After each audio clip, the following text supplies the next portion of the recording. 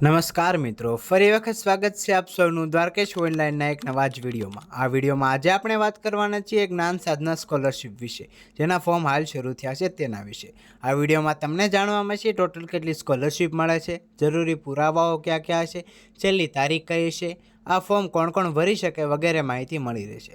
પરંતુ વિડીયો શરૂ કરતાં પહેલાં જો તમે અમારી દ્વારકેશ ઓનલાઈનની ચેનલ પર નવા હોય તો આ વિડીયોને લાઇક અને શેર જરૂરથી કરી દેજો અને અમારી ચેનલને પણ સબસ્ક્રાઈબ જરૂરથી કરી દેજો, જેથી કરીને આવા જ માહિતીવાળા અથવા તો નવી ભરતીના વિડીયો આપ સુધી વહેલી તકે પહોંચી જાય.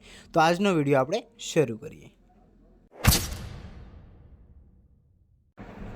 સૌપ્રથમ આપણે જોઈએ તો રાજ્ય પરીક્ષા બોર્ડ ગુજરાત રાજ્ય ગાંધીનગર દ્વારા જે છે મુખ્યમંત્રી જ્ઞાન સાધના મેરિટ સ્કોલરશિપ પરીક્ષા 2025ને લગની નોટિફિકેશન બહાર પાડવામાં આવેલી છે. તો ધોરણ 1 થી 8માં સરકારી અથવા અનુદાયી પ્રાથમિક શાળાઓમાં સળંગ અભ્યાસ કરી ધોરણ 8નો અભ્યાસ પૂર્ણ કરેલો હોય તેમજ બાળકોનો મફત અને ફરજિયાત શિક્ષણનો અધિકાર અધિનિયમ 2009 આરટી હેઠળ જે રચાયેલ બાળકોનો ફરજિયાત અને મફત શિક્ષણના અધિનિયમો 2012 અન્વયે 6 થી 14 વર્ષના નબળા વર્ગના વંચિત જૂથના બાળકોને સ્વનિર્ભર શાળાઓમાં વર્ગની સંખ્યાના 25%ની મર્યાદામાં મફત શિક્ષણની જોગવાઈ હેઠળ સ્વનિર્ભર શાળાઓમાં ધોરણ 1માં પ્રવેશ મેળવી અને 8 સુધી જેણે પૂર્ણ કરેલ હોય તેના માટે જે છે આ મુખ્યમંત્રી જ્ઞાન સાધના મેરિટ સ્કોલરશિપ જે છે બહાર પાડવામાં આવેલી છે. ત્યાર પછી આગળની આપણે વાત કરીએ તો જે છે પરીક્ષાનો કાર્યક્રમ. તો જાહેરનામું બહાર પાડવાની તારીખ જે છે 24/2/2025 છે. રજિસ્ટ્રેશન ફોર્મ ઓનલાઈન ભરવાનો સમયગાળો 25/2 થી ત્રીજા મહિનાની 6 તારીખ સુધી રહેશે. પરીક્ષા ફી જે છે તમારે કોઈપણ પ્રકારની ભરવાની રહેશે નહીં, એટલે કે 0 પરીક્ષા ફી છે. હવે પરીક્ષાની તારીખ પણ જે છે અહીંયા સરકાર દ્વારા નોટિફિકેશન આપી દેવામાં આવેલ છે, જે 29/3/2025 એટલે કે ત્રીજા મહિનાની 29 તારીખે જે છે આની એક્ઝામ લેવામાં આવશે. તો આ સંપૂર્ણ આપણે માટે રહ્યો પરીક્ષાનો કાર્યક્રમ.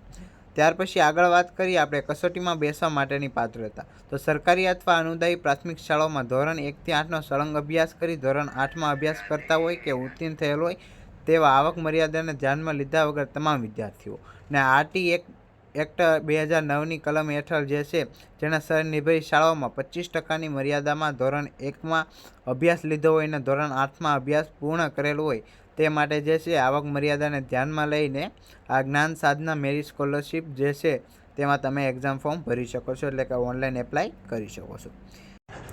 આગળ વાત કરીએ પરીક્ષા ફી. તો મુખ્યમંત્રી જ્ઞાન સાધના મેરિટ સ્કોલરશિપ પરીક્ષા માટે કોઈ પણ ફી રહેશે નહીં. કસોટીનું માળખું જોઈએ તો આ પરીક્ષા બહુવિકલ્પ સ્વરૂપની હેતુલક્ષી પરીક્ષા હોય છે, એટલે કે MCQ વાળી જે છે એક્ઝામ રહેશે. પરીક્ષાનું પ્રશ્નપત્ર 120 ગુણનું તથા 150 મિનિટનો સમયગાળો રહેશે.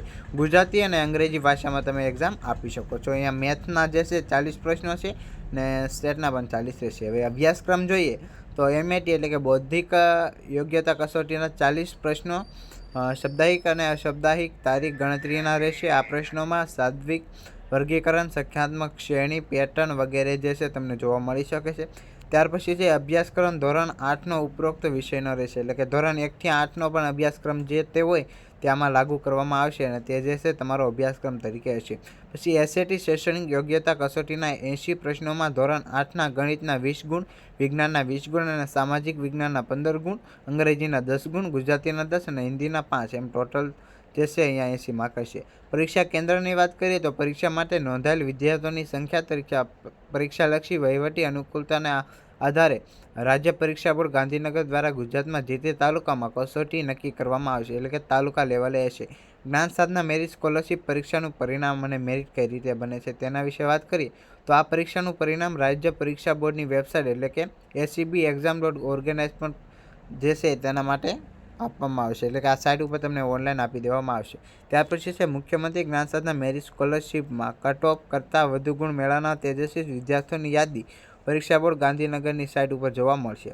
ત્યાર પછી છે ઉપર મુજબની યાદી પૈકીના બાળકોને દસ્તાવેજની ખરાઈ કરી ત્યારબાદ જે છે તેને સ્કોલરશિપ આપવામાં આવશે. હવે વિદ્યાર્થીઓના પ્રવેશ માટેની પ્રક્રિયા જે છે કઈ રીતની છે તો ઉપર મુજબ ખર્યા પછી જે પરીક્ષાઓ મુખ્યમંત્રી જ્ઞાન સાધના મેરિટ સ્કોલરશિપ માટે પાત્ર થાય છે તેવા વિદ્યાર્થીઓની કામચલાઉ મેરિટ લિસ્ટ બહાર પાડવામાં આવશે.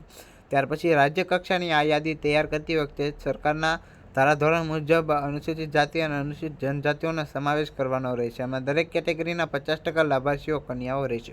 સ્કોલરશિપ માટે પાત્રતા ધરાવતા વિદ્યાર્થીઓ નિયત સમય મર્યાદામાં ક્રમાંક 3 મુજબ જે છે ધોરણ 9માં પ્રવેશ મેળવી શકશે. પોર્ટલ ઉપર જાહેર કરેલ શાળાઓને આ રીતે સ્કોલરશિપ મળવાપાત્ર થશે. એટલે કે સરકાર દ્વારા જે છે ડોક્યુમેન્ટ વેરિફિકેશન કરીને ત્યારબાદ જે છે તમને સ્કોલરશિપ પૂરી પાડવામાં આવશે સ્કૂલ થ્રુ. એટલે કે રાજ્યમાંથી પાસ થઈને તમારી સ્કૂલમાં આવશે, ત્યારબાદ જે છે કુલ હસ્તક તમને આપવામાં આવી શકે છે. વિદ્યાર્થીઓના વાલીઓએ આ પ્રમાણપત્ર પોર્ટલ ઉપર આપવામાં આવેલ સૂચના અનુસાર નિયત સમયગાળામાં અપલોડ કરવાનું રહેશે. એટલે કે જે છે તમારે સહી સિક્કા કરીને સ્કૂલમાંથી એક પ્રમાણપત્ર કાઢવાનું રહેશે. તે જે છે પ્રમાણપત્ર તમારે વહેલી તકે એટલે કે SCB.government.org.in સાઇટ ઉપર અપલોડ કરવાનું રહેશે. ત્યાર પછી જોઈએ તો વિદ્યાર્થીના વાલીએ આ પ્રમાણપત્ર પોર્ટલ ઉપર જે છે અપલોડ કરી દેવાનું રહેશે.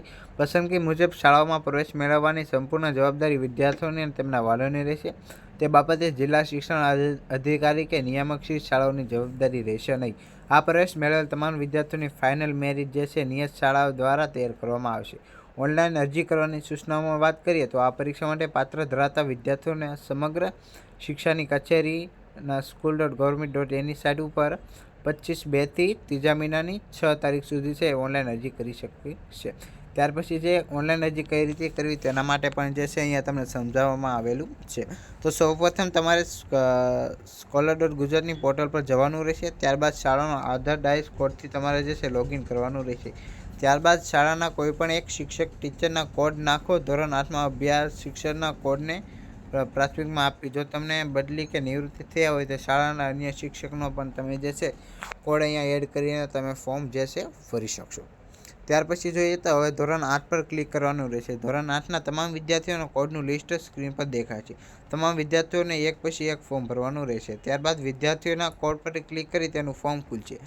ફોર્મમાં શિક્ષણ અને વાલીને મોબાઈલ નંબર સિવાયનો ઓટોફેસ કરેલો ડેટા છે. શિક્ષણ અને વાલીના મોબાઈલ નંબરની વિગતો ભર્યા બાદ ઓટોફેસ થયેલી તમામ ડેટા જે છે કેટેગરી છે, સબકાસ્ટ છે, જો માધ્યમ ખોટી હોય તો તમે ત્યાંથી સુધારો કરી શકો છો.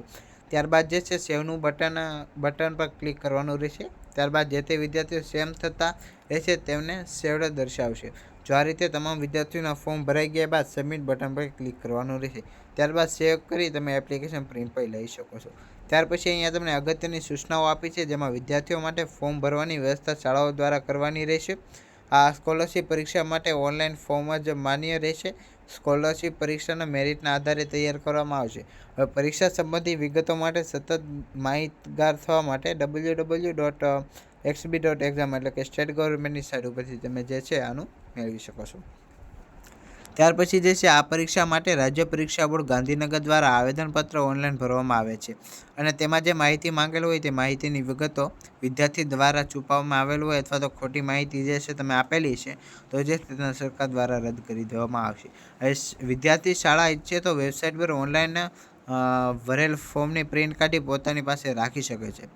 ત્યાર પછી જોઈએ તો રાજ્ય પરીક્ષા બોર્ડ ગાંધીનગર દ્વારા લેવાઈ રહેલા આ પરીક્ષા બાબતે વિદ્યાર્થીઓના લાલચ કે છેતરપિંડી હાથે તેવા સામાજિક તત્વોની સાવધ રહેવા જણાવવામાં આવેલ છે. કોઈપણ જાતની લાવનાર વિદ્યાર્થીને ગેરલાયક ઠરાવીને શિક્ષાત્મક કાર્યવાહી કરવામાં આવશે. જે વિદ્યાર્થીની કમ્પ્યુટરાઇઝ હોલ ટિકિટ પોતાના કન્ફર્મેશન નંબર અને જન્મ તારીખ નાખી જે છે તમે લોકો ડાઉનલોડ કરી શકો છો. તો આ રીતે તમે લોકો જે છે ફોર્મ ભરી શકો છો. ત્યાર પછી જોઈ લઈએ તો સ્વનિર્ભર શાળાઓના કિસ્સાઓ માટે પણ અલગ જોગવાઈ છે અને રાજ્ય પરીક્ષા બોર્ડ દ્વારા માત્ર પરીક્ષા લેવામાં આવશે. શિષ્યવૃત્તિની સહાય માટે નિયામક શ્રી શાળાઓની સૂચના મુજબ કાર્યવાહી કરવાની રહેશે. તો આ હતી જ્ઞાન સાધના સ્કોલરશિપ માટેની જે છે નોટિફિકેશન. જો તમને વિડીયો સારો લાગ્યો હોય તો વિડીયોને લાઇક અને શેર જરૂરથી કરી દેજો અને આવા જ માહિતી અથવા યોજનાવાળા વિડીયો જોવા માટે અમારી દ્વારકેશ ઓનલાઈનની ચેનલને સબસ્ક્રાઈબ જરૂરથી કરી દેજો. તો આપણે હવે મળીએ નવા વિડીયોમાં.